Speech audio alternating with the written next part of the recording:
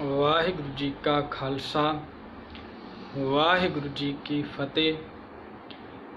गुरु प्यारे गुरु सवारे सतसंगी जनों, ਸਾਹਿਬ ਦੀ ਰਹਿਮਤ ਦੇ ਨਾਲ ਚੱਲ ਰਹੀ ਲੜੀਵਾਰ ਜਪਜੀ ਸਾਹਿਬ ਦੀ ਪਵਿੱਤਰ ਗੁਰਬਾਣੀ ਅੰਦਰ 33 ਪੌੜੀਆਂ ਦੀ ਵਿਚਾਰ ਆਪਾਂ ਕਰ ਚੁੱਕੇ ਹਾਂ।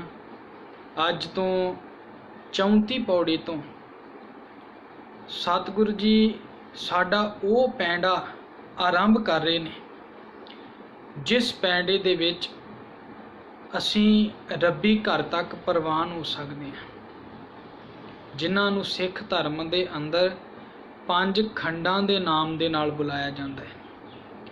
ਤੇ ਇੱਥੇ ਇੱਕ ਧਿਆਨ ਦੇਣ ਵਾਲੀ ਗੱਲ ਇਹ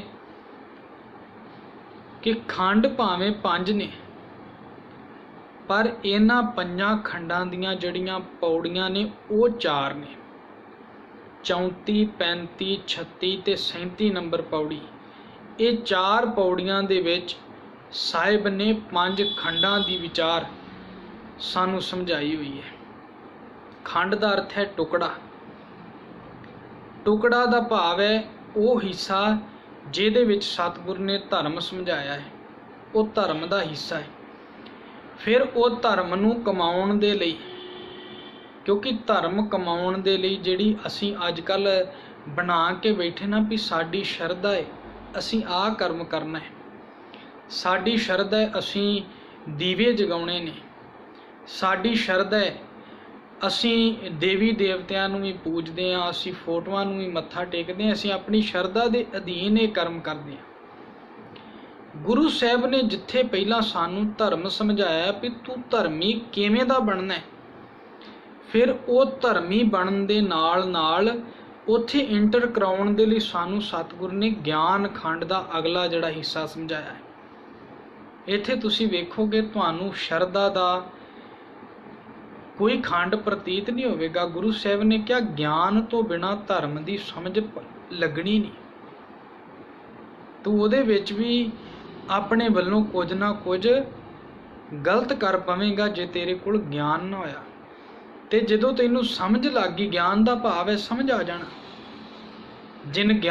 ਜਿਨ ਕਰ ਉਪਦੇਸ਼ ਗਿਆਨ ਅੰਜਨ ਦੀਆ, ਇਨੀ ਨੇਤਰੀ ਜਗਤ ਨਿਹਾਲਿਆ, ਜਗਤ ਵੇਖਣ ਦਾ ਨਜ਼ਰੀਆ ਬਦਲ ਜਾਣਾ ਹੈ। ਤੇ ਜਦੋਂ ਇਹ ਗਿਆਨ ਦਾ ਚਕਸ਼ੂ ਸਾਡੇ ਕੋਲ ਮਿਲਿਆ, ਫਿਰ ਅਸੀਂ ਉਸ ਨੇਤਰਾਂ ਨਾਲ ਵੇਖ ਕੇ ਆਪਣੀ ਮਿਹਨਤ ਕਰਨੀ ਹੈ, ਜਿਹਨੂੰ ਸ਼ਰਮ ਖੰਡ ਦੇ ਨਾਲ ਗੁਰੂ ਸਾਹਿਬ ਨੇ ਸੰਬੋਧਨ ਕੀਤਾ ਹੈ।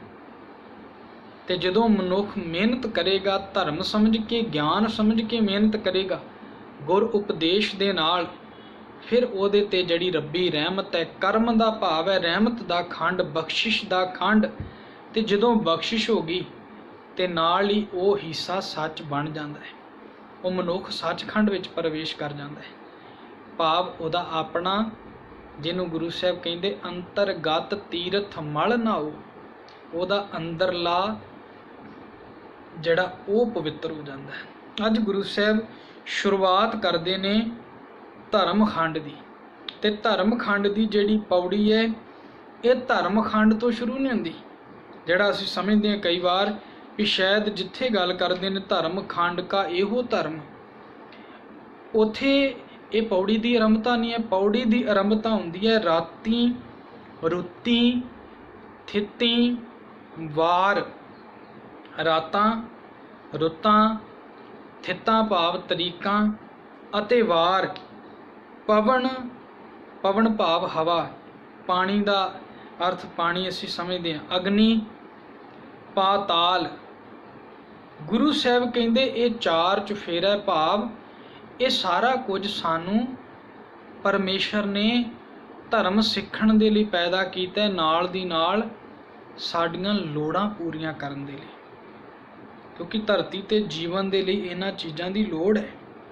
ਤੇ ਫਿਰ ਇਹ ਸਾਰਾ ਕੁਝ ਸਾਡੀ ਲੋੜ ਦਾ ਪੈਦਾ ਕਰਕੇ ਮੇਰੇ ਮਾਲਕ ਨੇ ਵੀ ਜੀਵਨ ਸਾਡਾ ਸੌਖਾ ਹੋ ਜਾਏ ਧਰਤੀ ਤੇ, ਫਿਰ ਨਾਲ ਕੀ ਕੀਤਾ ਹੈ, ਤਿਸ ਵਿੱਚ ਇਹ ਚੁਗਿਰਦਾ ਤਿਆਰ ਕਰਕੇ ਵਿੱਚ ਉਹਨੇ ਕੀ ਕੀਤਾ ਹੈ, ਧਰਤੀ ਥਾਪ ਰੱਖੀ, ਧਰਤੀ ਟਿਕਾ ਦਿੱਤੀ। ਕਾਹਦੇ ਲਈ?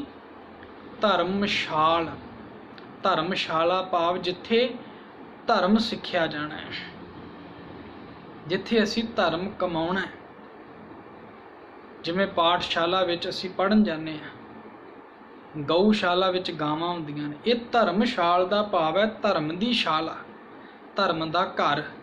ਪ੍ਰਿਥਵੀ ਨੂੰ ਸਭ ਤੋਂ ਪਹਿਲੀ ਗੱਲ ਸਮਝਣ ਵਾਲੀ ਹੈ, ਪਰਮੇਸ਼ਰ ਨੇ ਧਰਮ ਦਾ ਘਰ ਬਣਾਇਆ ਸੀ। ਮਨੁੱਖ ਨੇ ਇਸ ਜਗ੍ਹਾ ਤੇ ਜਾ ਕੇ ਜਿਹੜੀ ਜੋਤ, ਜਿਹੜੀ ਆਤਮਾ ਰੱਬ ਤੋਂ ਵਿਛੜ ਕੇ ਆਈ ਸੀ, ਉਹਨੇ ਇੱਥੇ ਆ ਕੇ ਧਰਮ ਕਮਾਉਣਾ ਸੀ। ਤੇ ਉਹ ਕਮਾਇਆ ਹੋਇਆ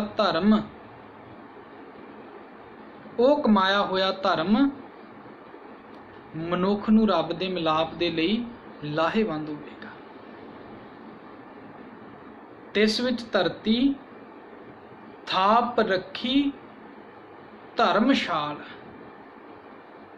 ਮਨੁੱਖ ਵਿਛੜ ਕੇ ਆਇਆ ਸੀ ਤੇ ਇਹ ਵਿਛੋੜੇ ਤੋਂ ਬਾਅਦ ਇਹਨੇ ਆ ਕੇ ਇੱਥੇ ਧਰਮ ਕਮਾਉਣਾ ਸੀ। ਗੁਰੂ ਸਾਹਿਬ ਕਹਿੰਦੇ ਇਹਨੂੰ ਧਰਮ ਸਿੱਖਣ ਦੇ ਲਈ ਜਿੱਥੇ ਇਹਦੀਆਂ ਲੋੜਾਂ ਪੂਰੀਆਂ ਕਰਦੀਆਂ ਨੇ ਇਹ ਚੀਜ਼ਾਂ। ਕਿਉਂਕਿ ਮਨੁੱਖ ਉਹ ਕੀ ਕਰਦਾ ਹੈ, ਉਹ ਜਿਹੜਾ ਧਰਮ ਕਮਾਉਂਦਾ ਹੈ ਆਪਣੇ ਵੱਲੋਂ।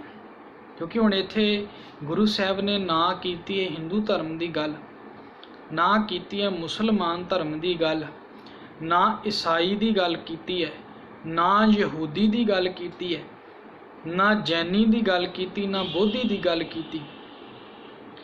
ਗੁਰੂ ਸਾਹਿਬ ਕਹਿੰਦੇ ਜੇ ਤੂੰ ਇਹਨਾਂ ਮਨੁੱਖਾਂ ਵੱਲ ਵੇਖ ਕੇ ਧਰਮ ਸਿੱਖਣਾ ਚਾਹਵੇਂਗਾ ਤੇ ਤੈਨੂੰ ਉਹ ਧਰਮ ਪਸੰਦ ਨਹੀਂ ਆਵੇਗਾ। ਕਿਉਂਕਿ ਅੱਜ ਸਾਡੇ ਬੱਚੇ ਇਹਨਾਂ ਚੀਜ਼ਾਂ ਵੱਲ ਕਿਉਂ ਨਹੀਂ ਆਉਂਦੇ? ਅਸੀਂ ਕੀ ਕਰਦੇ ਹਾਂ? ਅਸੀਂ ਨਾਰੀਅਲ ਚੁੱਕੀ ਫਿਰਦੇ ਹਾਂ। ਅਸੀਂ ਕੀ ਕਰਦੇ ਹਾਂ? ਦੁੱਧ ਦੇ ਨਾਲ ਨਿਸ਼ਾਨ ਸਾਹਿਬ ਧੋ ਲਓ, ਥੜੇ ਧੋ ਲਓ। ਅਸੀਂ ਕੀ ਕਰਦੇ? ਰੁਮਾਲੇ ਲੈ ਕੇ ਆਓ, ਸ਼ਾਇਦ ਇਹਨਾਂ ਕੰਮ ਕਰ ਲਿਆ ਤੇ ਅਸੀਂ ਧਰਮੀ ਹੋ ਗਏ ਹਾਂ। ਗੁਰੂ ਨਾਨਕ ਸਾਹਿਬ ਦਾ ਸਮਝਾਇਆ ਧਰਮ ਅਸੀਂ ਸਮਝਣ ਦੇ ਲਈ ਤਿਆਰ ਹੀ ਨਹੀਂ ਹੈ। ਗੁਰੂ ਸਾਹਿਬ ਨੇ ਕਿਹਾ ਇੱਥੇ ਜਿਹੜੀ ਧਰਤੀ ਬਣਾਈ ਹੈ, ਇਹ ਧਰਤੀ ਧਰਮ ਕਮਾਉਣ ਦੇ ਲਈ ਬਣਾਈ ਸੀ। ਪਰ ਮਨੁੱਖ ਕੀ ਇੱਥੇ ਧਰਤੀ ਦੇ ਵਿੱਚ ਧਰਮ ਕਮਾ ਰਿਹਾ ਹੈ? ਰਾਤਾਂ ਨੇ ਇਹ ਧਰਮ ਕਮਾ ਰਹੀਆਂ ਨੇ, ਰੁੱਤਾਂ ਨੇ ਇਹ ਧਰਮ ਕਮਾ ਰਹੀਆਂ ਨੇ। ਗੁਰੂ ਸਾਹਿਬ ਨੇ ਕਿਹਾ ਵੀ ਤੂੰ ਦੂਜਿਆਂ ਵੱਲ ਸਿੱਖੇਂਗਾ, ਤੈਨੂੰ ਉੱਥੇ ਕੋਈ ਨਾ ਕੋਈ ਘਾਟਾ ਨਜ਼ਰ ਆ ਜਾਏਗਾ। ਪਰ ਜਿਹੜਾ ਧਰਮ ਤੈਨੂੰ ਮੈਂ ਸਿਖਾਉਣ ਦੇ ਲਈ ਆਇਆ, ਉਹ ਧਰਮ ਜਿਹੜਾ ਨਾ ਤੇਰੇ ਜਨਮ ਕਰਕੇ ਤੈਨੂੰ ਵੱਡਾ ਕਰਦਾ ਹੈ, ਪਿੱਛੇ ਆ ਚੁੱਕਿਆ ਜਨਮ ਮਰਨ, ਇਹ ਸਭ ਕੁਝ ਪਰਮੇਸ਼ਰ ਦੇ ਹੱਥ ਵਿੱਚ ਹੈ। ਤੇ ਸਾਰਿਆਂ ਨੂੰ ਧਰਤੀ ਤੇ ਭੇਜਦਾ ਇੱਕ ਸਮਾਨ, ਕੋਈ ਨੀਵਾਂ ਨਹੀਂ ਬਣਾਉਂਦਾ, ਕੋਈ ਉੱਚਾ ਨਹੀਂ ਬਣਾਉਂਦਾ। ਤੇ ਇਹ ਆਪਣੇ ਮਨ ਵਿੱਚੋਂ ਪਹਿਲਾ ਭੁਲੇਖਾ ਬੰਦੇ ਨੇ ਕੱਢਣਾ ਹੈ ਵੀ ਮੈਂ ਜੇ ਵੈਸ਼ ਦੇ ਘਰ ਵਿੱਚ ਪੈਦਾ ਹੋ ਗਿਆ ਤੇ ਮੇਰਾ ਤੇ ਹੱਕ ਹੀ ਨਹੀਂ ਹੈ ਧਰਮ ਕਮਾਉਣ ਦਾ।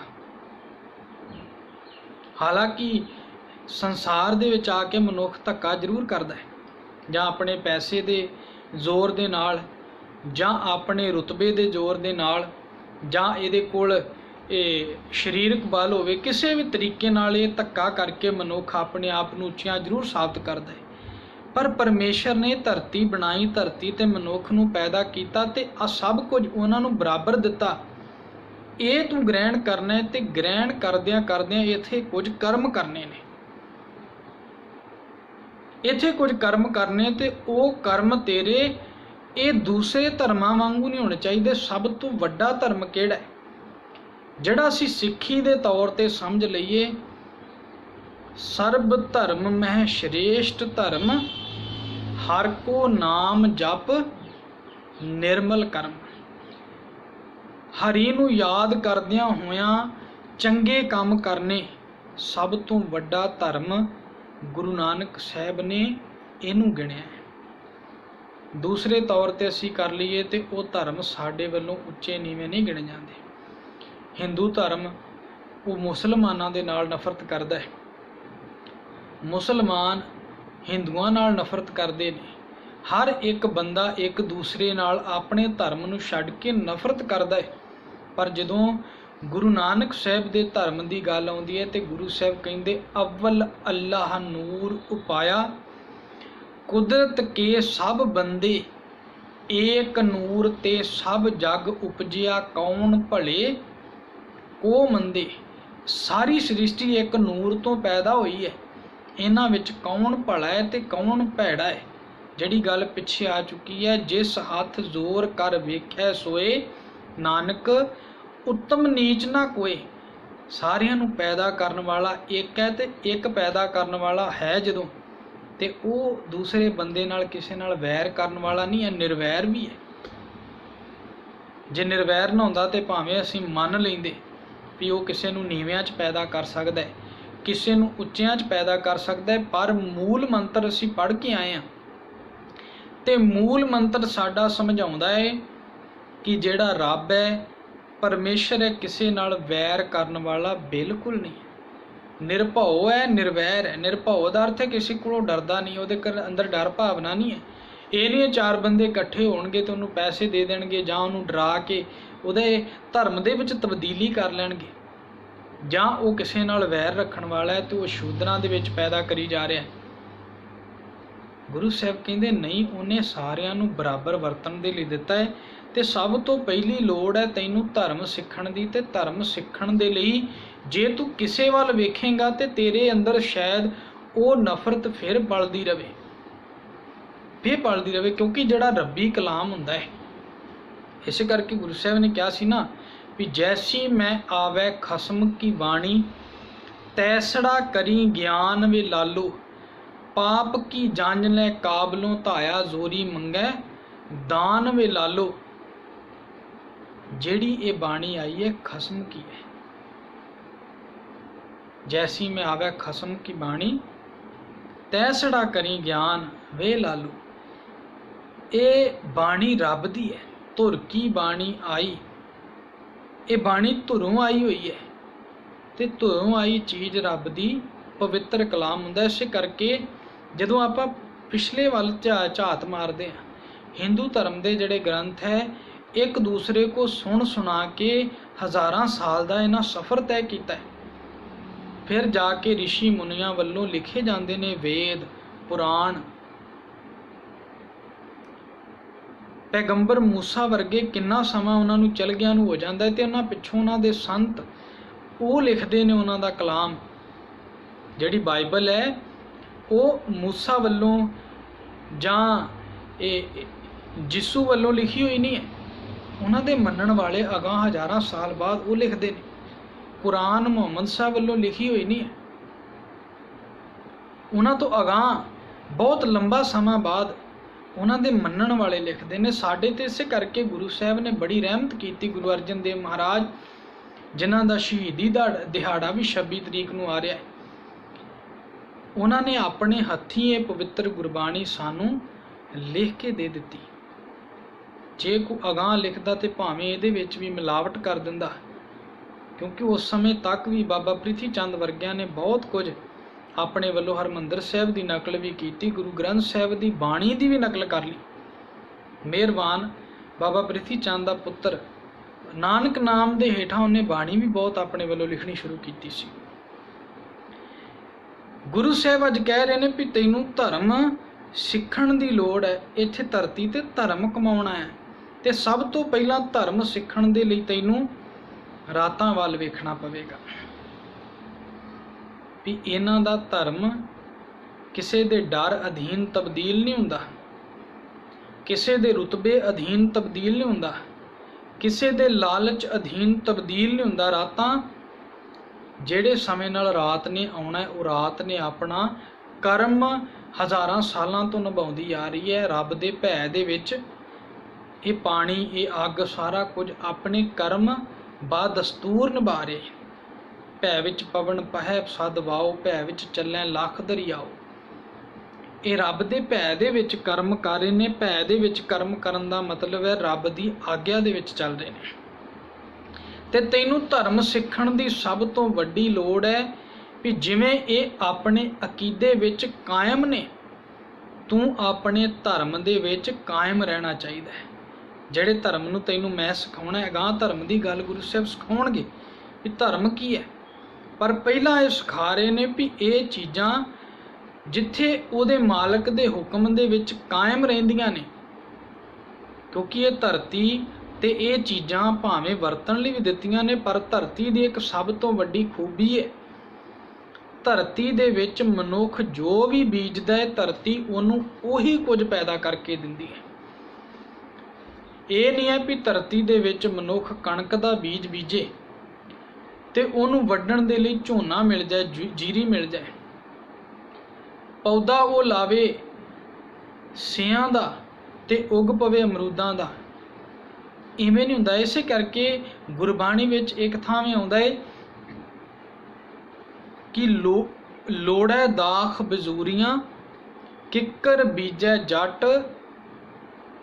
ਲੋੜਦਾ ਵੀ ਮੈਂ ਬਜ਼ੌਰ ਇਲਾਕੇ ਦੀਆਂ ਦਾਖਾਂ ਪ੍ਰਾਪਤ ਕਰਾਂ, ਪਰ ਬੀਜ ਕਿੱਕਰਾਂ ਦਾ ਹੈ। ਤੇ ਬੀਜ ਜੇ ਧਰਤੀ ਵਿੱਚ ਕਿੱਕਰ ਦਾ ਪਾਇਆ ਹੈ ਤੇ ਧਰਤੀ ਨੇ ਕਿੱਕਰ ਦਾ ਬੀਜ ਹੀ ਪ੍ਰਗਟ ਕਰਨਾ ਹੈ।